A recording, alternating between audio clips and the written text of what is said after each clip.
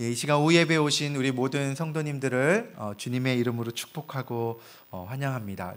제가 오늘 선일교회 와서 첫 이제 어찌 보면 설교를 하게 돼서 더 긴장되는데 감사한 마음이 제일 많이 드는 것 같아요. 제가 이 교회에 이렇게 지난주에 이제 부임해서 온 것도 참 감사한 부분이 많았고, 이렇게 성도님들 앞에서 말씀을 전하는 것도 되게 귀하다라는 생각이 제 마음속에 이렇게 많이 들고 있습니다.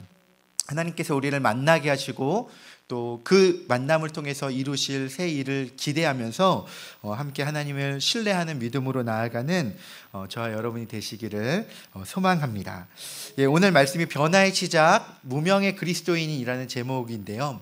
오늘 이 말씀을 전하기 전에 우리 짧은 영상을 함께 잠깐만 보고 말씀을 이어가도록 하겠습니다. 영상 잠깐 틀어주시고, 혹시 조명을 잠깐만.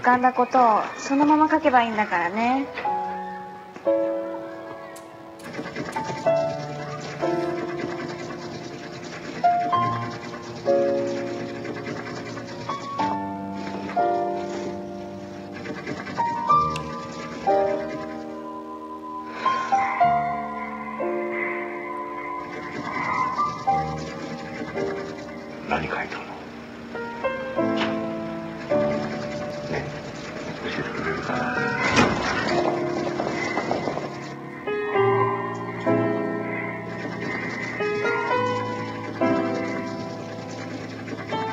何色の空に向かってピンピンと突き立った鳥だ。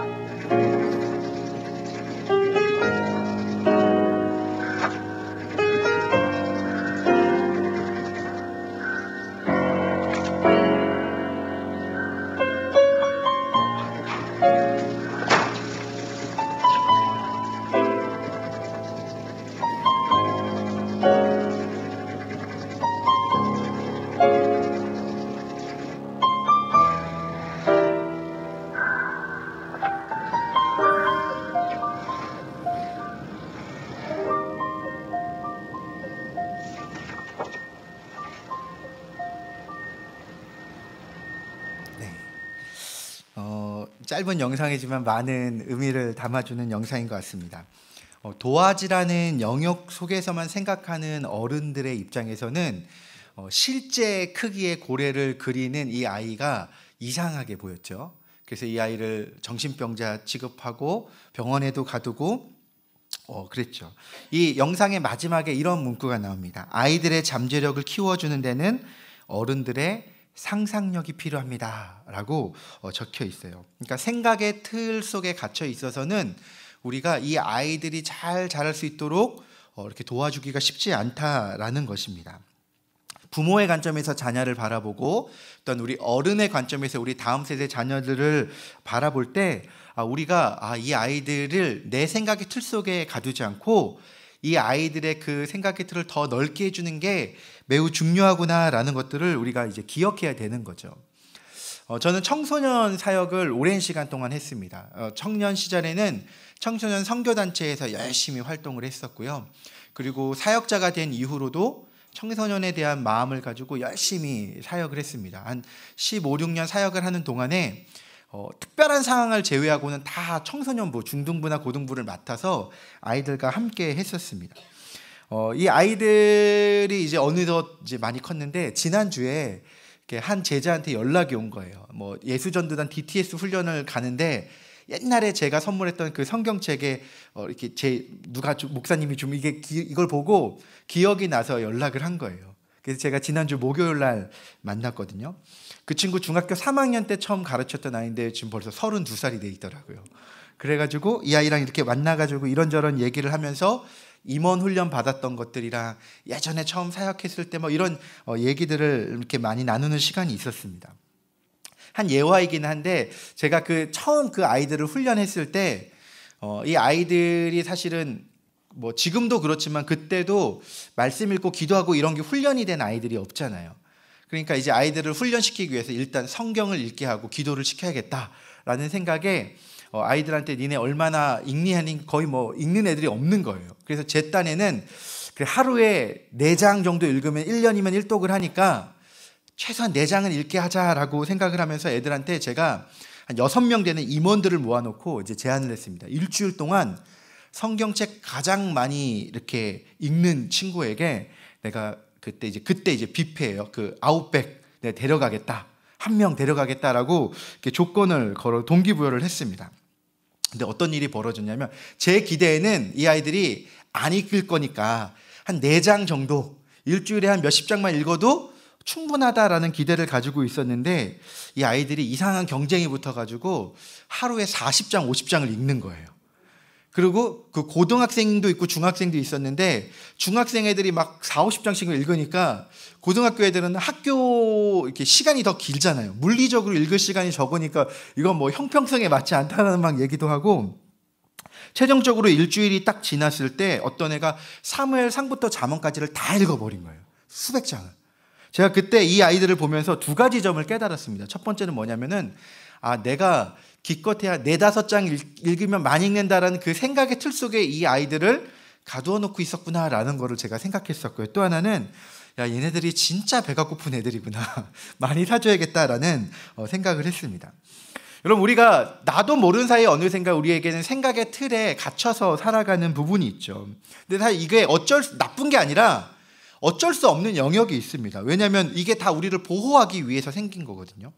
저희가 살아가면서 다양한 좌절과 실패와 한계들을 경험을 하게 됩니다. 뻔히 안 되는데 거기를 되려고 수많은 에너지를 쓸 때의 그 좌절과 그 어찌 보면 비효율적인 에너지들을 우리가 다 경험하다 보니까 자라나면 자라날수록 될 것, 안 될 거를 우리가 판단하는 능력이 늘어나요. 그래서 딱 우리가 생각할 때 이건 될 거다 그러면 좀 해보고 이건 뻔히 안 되는 거다 그러면은 굳이 거기에 더한 에너지를 쓰지 않는 훈련들이 돼 있다라는 겁니다. 그러니까 이게 어찌 보면 이게 경험적으로 이렇게 쌓여져 왔고 우리가 나이가 들면 들수록 그 경험이 더욱 확고해지기 때문에 어떤 의미에서 더 완고해지는 것도 있습니다. 수많은 경험에서 될 것, 안 될 것들을 다 이렇게 체험해 봤기 때문에 우리 나름의 되는 일, 안 되는 일이 다 정해져 있는 거죠. 나쁜 건 아닌데 문제는 무엇이냐면은 그 생각의 틀이 너무 고정적으로 돼 있다 보면은 그 이상의 것들은 기대할 수도 없고 진행할 수도 없게 된다라는 것입니다. 우리 스스로 어찌 보면 이렇게 갇혀지게 되는 것이죠. 여러분 그런데 이게요 오늘날을 살아가는 그리스도인들에게도 동일하게 나타납니다. 여러분 우리가 하나님을 성경을 통해서 배우죠. 어떤 분으로 배웁니까? 하나님은 전능하시다. 믿으십니까? 진짜 믿으십니까? 하나님은 완전하시고 전능하시고 불가능이 없다라는 것을 우리가 다 믿고 배우고 알고 있습니다. 그런데 그걸 배우고 알면서도 우리의 실제 삶 속에서 살아갈 때는 하나님이 해줄 수 있는 일 없는 일을 내 나름대로 다 정해요. 제단을 하고서 물론 기도는 하지만 하나님이 언젠간 해줄 수 있겠지만 내 나름대로 이미 그것들을 수없이 제한하면서 살아가는 부분들이 너무도 많다라는 거예요.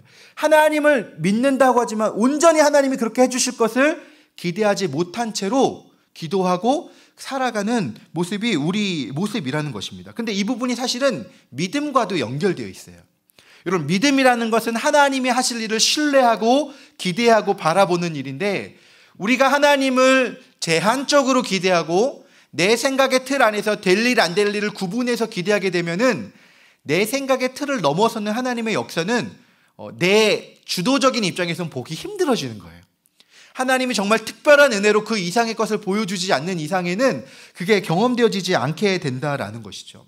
여러분 그런 측면에서 우리가 정말로 제대로 하나님을 온전히 알고 있는가 그리고 내 생각의 틀이 정말로 혹은 제한되어 있지 않은가를 생각해 보는 게 매우 중요합니다.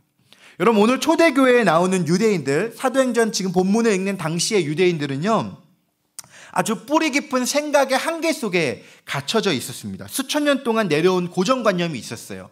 그게 무엇이냐면은 우리 유대인들이 구원받은 하나님의 백성이다라는 소위 말하는 선민의식이었습니다. 여러분 이들은 하나님이 우리를 택하셨다. 그리고 하나님이 우리의 하나님이고 그 하나님의 말씀을 우리가 받았다라는 그 프라이드로 살아가는 민족입니다. 한편으로는 이방인들에 대해서는 그들은 지옥의 땔감에 불과해라는 그런 의식을 가지고 있었어요. 여러분 2차 세계대전 때 히틀러가 유대인 600명만을 학살하지 않았습니까? 근데 그 배경에는 그 유대인들의 어떤 의미에서의 지독한 배타성도 있었다는 것을 우리가 부인할 수 없는 거죠. 유대인들은 자신들의 율법과 수많은 그 전통 속에서 하나님은 우리만의 하나님이고, 그리고 실제로 어떤 내용까지 있냐면 율법에 보면은 이방인과 접촉을 하는 건 부정한 일이다라고 여겼어요. 접촉을 해서도 안 되고 교제해서도 안 되고 유대인끼리만 있어야 돼랄 정도로 이방인을 아주 이렇게 어찌 보면 배타적으로 여기는 우리만 오라, 우리만 구원받은 백성이야라는 그런 생각의 틀 속에 갇혀 있었다라는 것이었죠.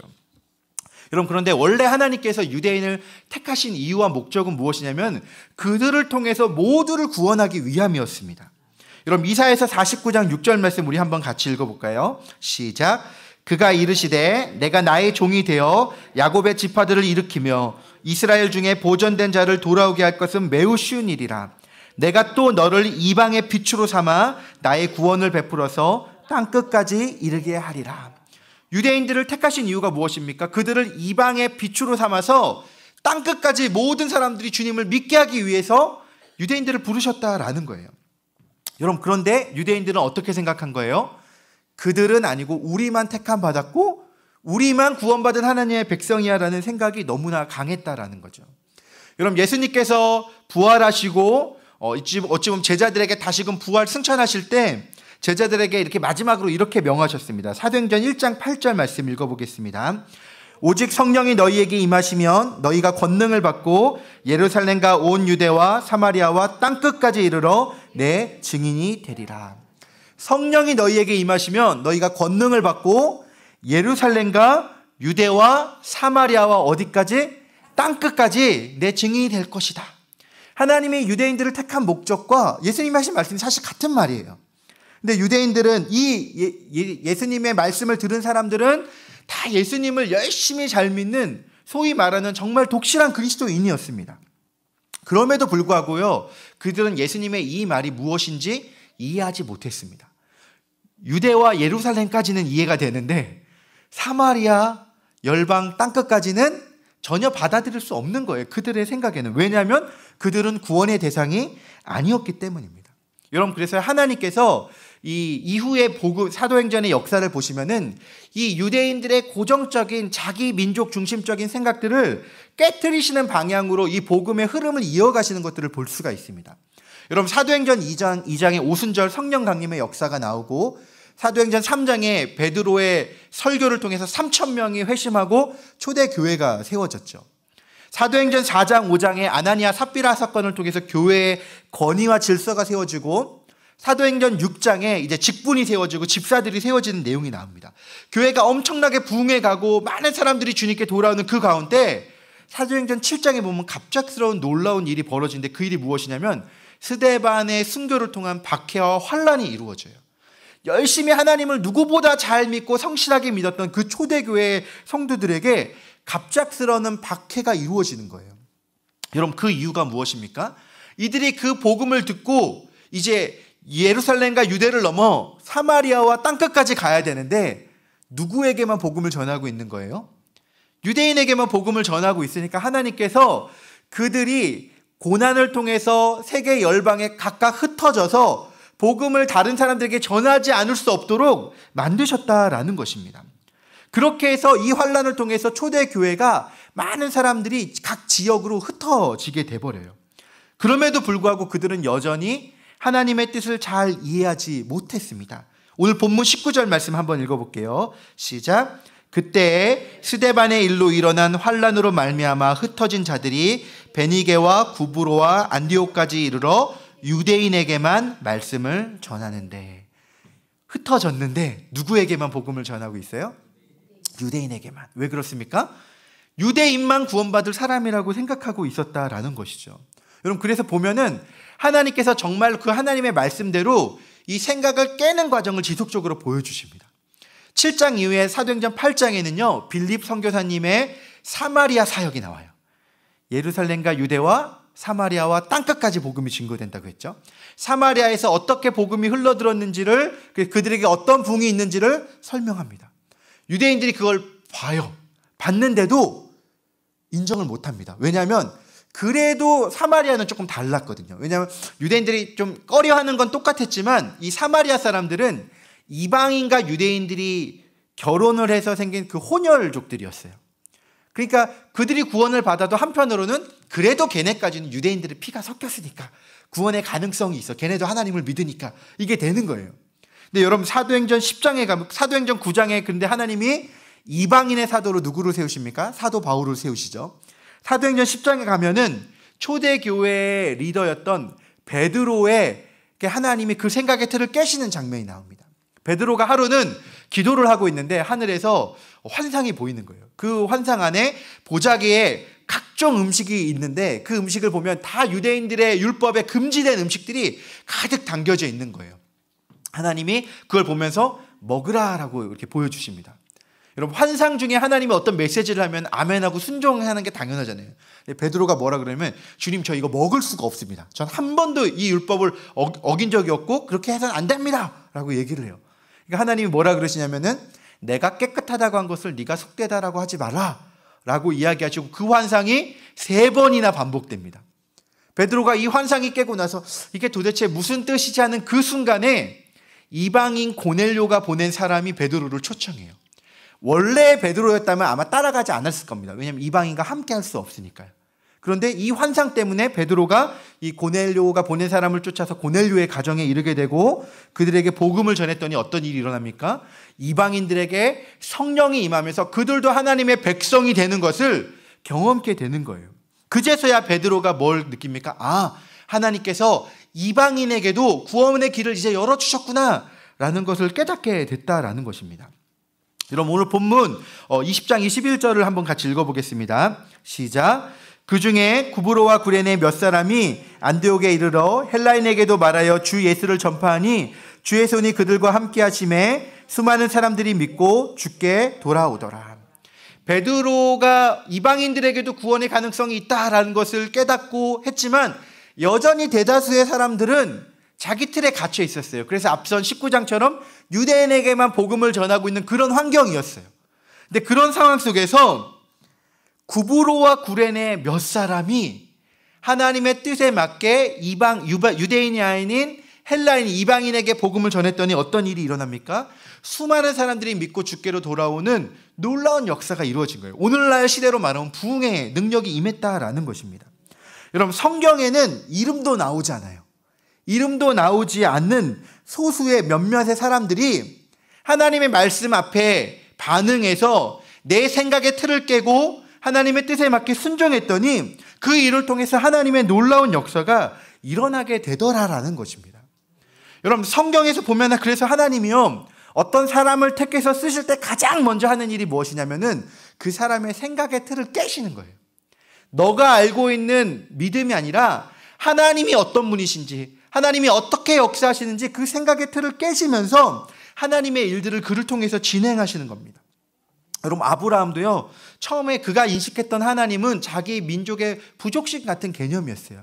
근데 하나님이 아브라함을 어디로 보내십니까? 애굽으로 보내셔서 바로 왕을 깨시는 걸 보여주면서 내가 그만큼 전능한 하나님을 보여주시죠. 그 믿음으로 아브라함이 세워지게 하십니다. 여러분 모세가 바로왕 앞에 나아가서 나중에 출애굽의 역사를 이루잖아요. 그런데 3번째 재앙까지는요 바로왕 앞에 직접 이야기도 못해요. 이렇게 톡톡 아론을 건드리면 아론이 얘기하면 그제서야 일들이 일어납니다.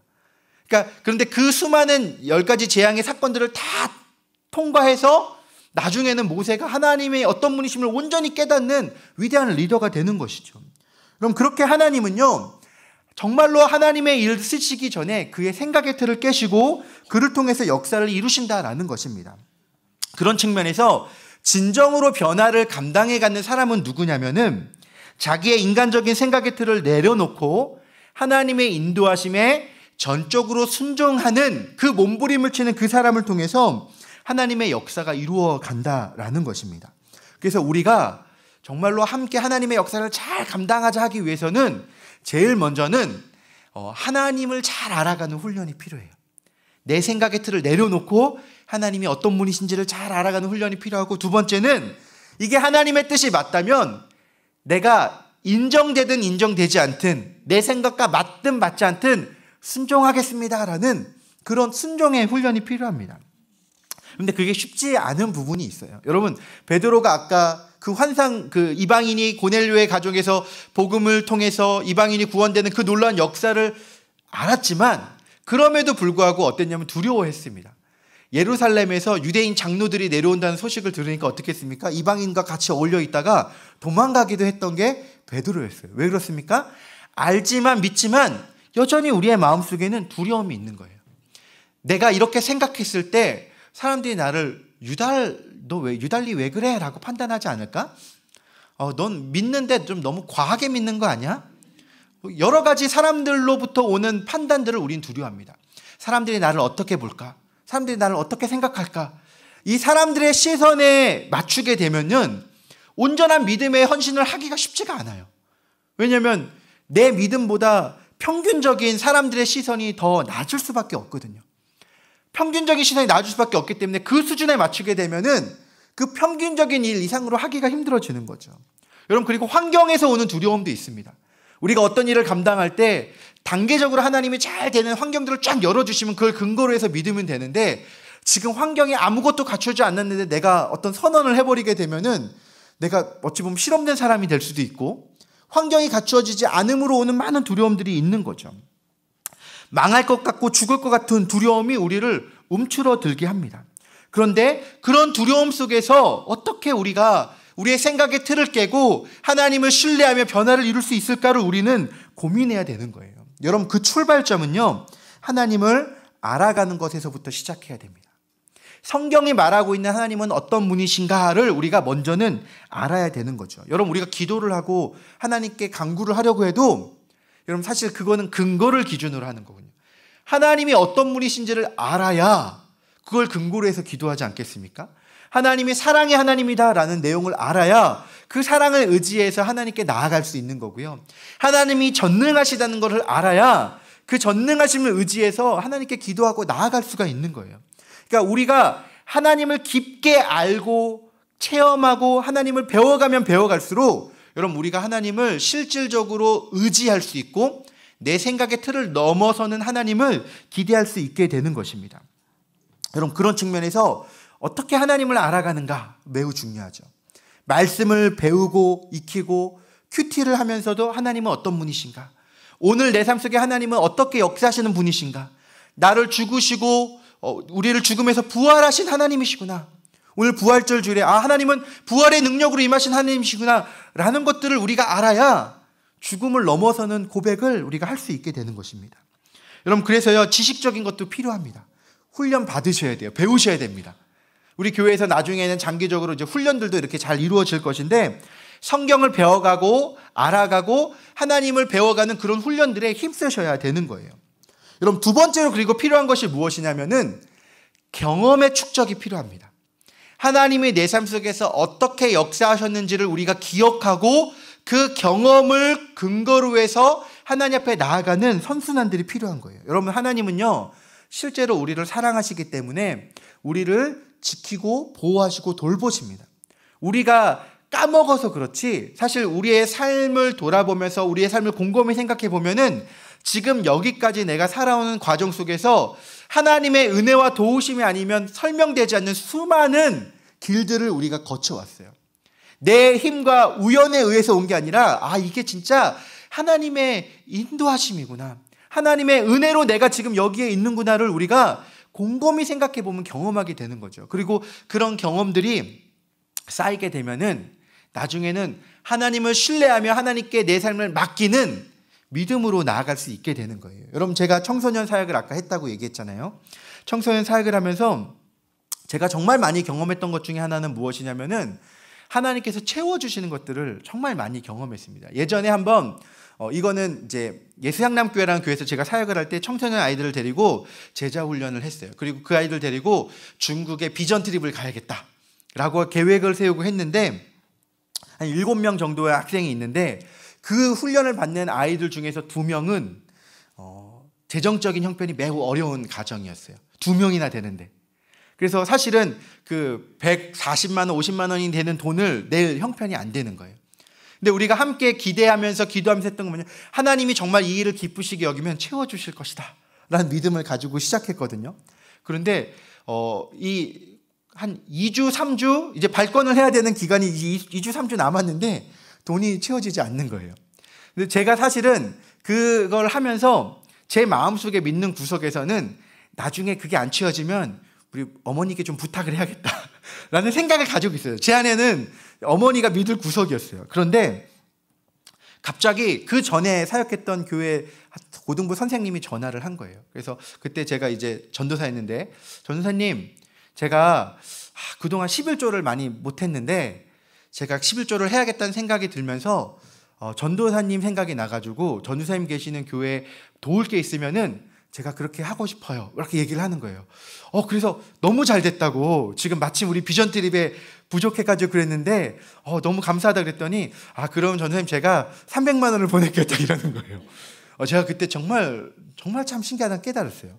그리고 그렇게 해서 그 아이들이 비전 트립을 가는데 인천공항에 이제 출국을 하는 날에 거기 너무나 놀랍게도 거기서 제가 제 사촌 형님을 만났어요. 우연히 출국을 하는데, 지금 남포교회 담임 목사님으로 계신 최태준 목사님이신데 제가 우연히 비행기에서 이제 만난 거예요. 그래가지고 그 목사님께서 성원아, 근데 러시아 어디 선교를 가시면서 짧게 인사하면서 이렇게 이제 반가워하면서 저한테 그냥 $100를 딱 주고 가셨어요. 그래서 저는 되게 감사하다, 나중에 이거 하나님께서 이렇게 채워주시는구나 딱 했는데, 비전 트립의 일정을 이렇게 쫙 가는데 나중에 봤더니 계산에 착오가 나가지고 가이드한테 지불해야 될 비용이 빵꾸가 난 거예요. 근데 그 비용이 얼마냐면 $100인 거예요. 그래서 제가 이게 너무나 아까웠지만 이게 하나님이 거기 쓰라고 주신 돈이구나 하면서 그걸 채워넣었던 적이 있어요. 이게 어떤 하나의 예지만 실제적으로 그런 일들을 제가 너무나 많이 경험했습니다. 그래서 제 안에 있는 믿음 중에 하나는 무엇이냐면, 하나님은 하나님의 뜻대로 하는 일에 대해서 책임져 주시는 분이시구나, 함께 하시는 분이시구나를 너무나 많이 경험했다는 거죠. 여러분, 이 믿음의 근거가 있다 보니까 나중에는요, 환경이 마련되어 있지 않음에도 불구하고 믿음이 생기는 거야. 하나님이 어떻게든 채워주시겠지. 하나님 기뻐하신 일이라면 하나님이 그 일은 책임져 주시는 거야. 여러분, 이게요, 지식으로 된 것만이 아니라 그 책임져 주시는 지식 플러스 제 삶 속에서 그랬던 경험들이 합쳐져서 생긴 믿음이고, 그 하나님이 앞으로의 우리의 삶도 그렇게 이끄실 것을 신뢰하며 나아가고 있는 것이죠. 말씀을 마무리하겠습니다. 여러분, 우리의 정말로 하나님 앞에 온전히 나아가기 위해서는요, 변화를 감당하기 위해서는 우리의 생각의 틀이 깨어져야 됩니다. 그리고 하나님을 알아가고 하나님의 은혜를 경험하는 게 필요해요. 여러분, 그 벼룩 여왕으로 유명한 그 박사님이 한 분 계십니다. 로스차일드 박사님인 루이저 로스차일드 박사님이신데요. 이분이 했던 유명한 실험 중에 하나가 이 벼룩 실험인데 아마 아실 거예요. 이 벼룩이 자기 몸의 수백 배를 뛰는 곤충이잖아요. 근데 이 벼룩을 어떤 상자 속에 가둬놓고 30cm 정도 되는 유리 덮개를 덮어놓고 그 안에 이제 벼룩들을 넣은 거예요. 원래는 50cm, 60cm, 70cm 뛰는 벼룩들인데 이 30cm 유리 천장으로 딱 해놓으니까 타다다다닥 소리가 나다가 한참 지나니까 소리가 안 나는 거예요. 왜 그래요? 높이 뛰니까 어떻게 되냐면 머리가 쾅 부딪히잖아요. 그러니까 나중에는 이 벼룩들이 이 유리 덮개를 걷어냈음에도 불구하고 30cm 이상으로는 안 뛰는 거예요. 그런데 이 모습이 사실 우리의 모습과 같죠. 하나님은 전능하시고 하나님이 우리의 삶이 역사하시면 놀라운 능력으로 하실 수 있음을 믿음에도 불구하고 우리는 우리의 삶에 덮여져 있는 수많은 유리 덮개 때문에 그 이상은 기대하지 못하고 그 수준에서만 뛰고 있는 거예요. 여러분, 근데 놀라운 게 뭐냐면 이 박사님이 실험을 하나 더 했습니다. 알코올 램프를 가지고 그 상자 안에 뜨거운 불을 가한 거예요. 그러니까 한참 시간이 지나니까 어떻게 되냐면 벼룩들이 뜨거워가지고요, 30cm 다 잊어버리고 다 뛰쳐서 도망갔다는 거예요. 여러분, 저는요, 이 불이 정말 하나님이 우리를 깨우시는 방법이구나라는 걸 느낍니다. 하나님께서 때로는 우리에게 은혜의 불을 우리에게 주십니다. 성령의 충만한 은혜를 부어주셔서 우리의 생각을 초월하는 하나님을 신뢰하며 나갈 수 있는 믿음으로 이끌어 주십니다. 그리고 때로는요, 하나님이 우리에게 고난의 불도 주세요. 고난과 기도하지 않으면 안 되는 상황 속에 우리를 넣으셔서 하나님께 간절히 기도하며 하나님을 바라보게 하시고 그 가운데 하나님의 능력과 역사들을 보여주심을 통해서 우리의 생각을 깨우시는 방식으로 하나님이 일하시기도 한다라는 것이죠. 여러분, 우리가 그 하나님의 은혜가 필요합니다. 우리에게 새로운 성령의 불을 부으시고 고난 가운데서도 우리를 이끄시고 보호하시고 돌보시는 하나님의 능력을 우리가 경험해가는 그런 게 필요한 거죠. 여러분, 나이가 많다고 할 수 없다고 여기십니까? 모세는 80살이 넘어서 사역을 시작했어요. 여러분, 물질이 없어서 능력이 없어서 못한다고 하십니까? 하나님은 전능하신 분이십니다. 하나님은요, 능력이 없으면 능력 있는 사람을 붙여주시고요, 물질이 없으면 물질 있는 사람을 붙여주시고요, 환경이 안 되면 바다를 열고 정말 모든 변화들을 이루어서 그 일을 이루시는 분이 하나님이신 거예요. 우리가 해야 될 일은 무엇입니까? 그 하나님을 온전히 신뢰함으로 바라보는 것, 알아가는 것, 그리고 그 하나님이 이 시간 내 삶 속에 역사하신다면 나를 통해서도 하나님께서 놀랍게 역사하신다라는 것을 믿으며 그 하나님을 바라보고 나아가면 그 믿음을 통해서 하나님은 역사하시는 것이죠. 여러분, 오늘 부활절입니다. 죽음, 어찌 보면 우리에게 가장 최종적인 절망이고 더 이상은 극복할 수 없다라고 하는 그 죽음마저도 극복하시며 우리에게 새로운 소망을 부어주신 분이 우리 예수님 되시지 않습니까? 그 부활의 능력이 우리의 삶 속에 함께하고 우리는 그 부활의 능력으로 살아가는 자들입니다. 이번 한 주간의 삶을 살아가면서 또한 우리의 삶 속에서 내 생각으로 여전히 하나님을 제한하고 이건 안 되는 일이야 했던 것들이 있다면 그것들을 다 내려놓고 하나님은 전능하십니다.